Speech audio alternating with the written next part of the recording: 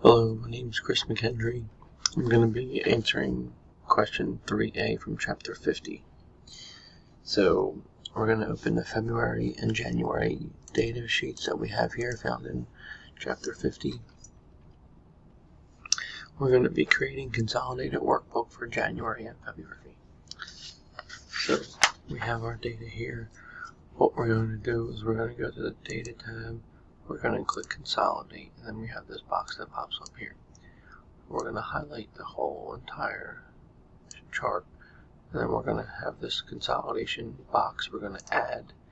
Then we're going to go over here and we're going to highlight the whole entire chart here, and then we're going to go to add as well. We have these labels. We want the top row and the left column to be checked. We click OK, and then here's our, let's enlarge that. And this is our consolidated table for January and February. Thank you.